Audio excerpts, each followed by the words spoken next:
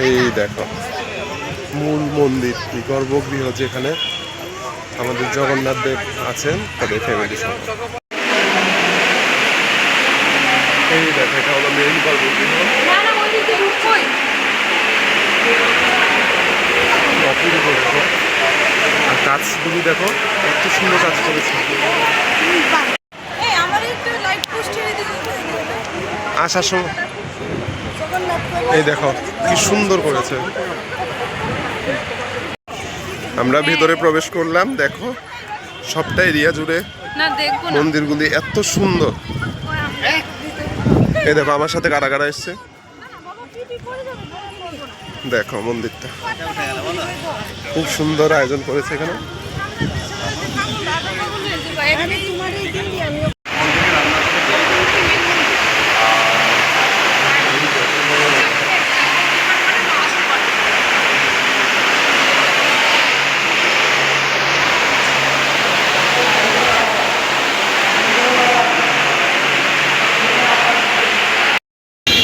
Hello everyone, আমরা চলে এসেছি এখন জগন্নাথ বাড়িতে। তো আমাদের দীঘাতে যে নতুন জগন্নাথ মন্দির হয়েছে, আমরা সেখানেই চলে এসেছি। এখন মন্দিরের ভেতরে প্রবেশ করব, তো আমাদের সঙ্গে থেকেও।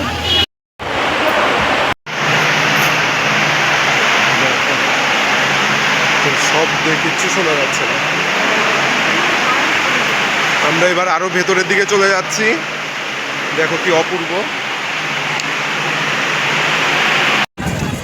পৌঁছে গেছি মন্দিরে, দেখো চারপাশটা খুব সুন্দর, অপূর্ব।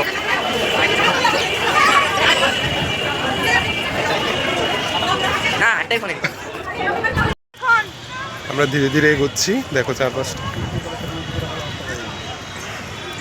এই যে এটা হলো মেইন গর্ভগৃহ।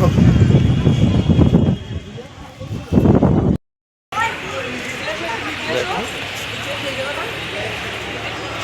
এই দেখো অপূর্ব, কি বলবো আর, এত সুন্দর ফিল হচ্ছে, এত ভালো লাগছে দীঘাতে এসে এত সুন্দর একটি জগন্নাথ মন্দির দর্শন করলাম। দেখো দেখো দেখো এইটা,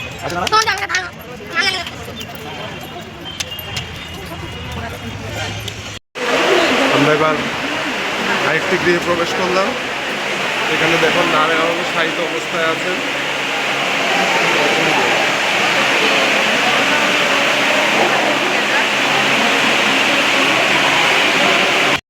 এই দেখো এবার পেছনের মন্দিরটাতে চলে এলাম, দেখো কি সুন্দর কারুকার্য।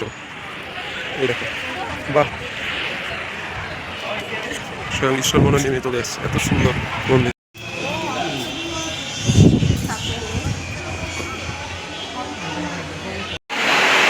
প্রসাদ বিতরণ হচ্ছে,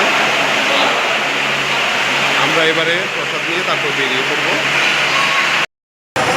আজকে খুব অপূর্ব দর্শন করলাম ঠাকুরের, এবং আমি জানি না আমার কবে আসতে পারবো।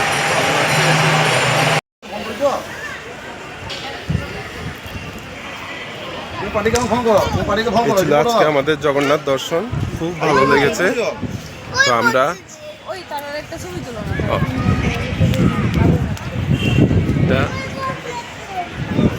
দীঘার জগন্নাথ দর্শন, সবাইকে বলবো তোমরা অবশ্যই আসবে, এখানে এসে জগন্নাথ দর্শন করবে। খুবই অপূর্ব, সবটাই খুব সুন্দর, সবাই অবশ্যই আসবে। আমরা ফিরে যাচ্ছি, বৃষ্টি আসছে, দেখো আকাশের অবস্থা। তো এখন আমরা ফিরে চলে যাচ্ছি। তো আশা করবো ঠাকুরের কৃপায় আমরা ভবিষ্যতেও আসতে পারবো, এবং খুব ভালো লেগেছে এখানে এসে। এই দেখো আমরা একদম ভেতরে চলে, এই হলো এই যে জগন্নাথের মন্দির। এই দেখা দেখা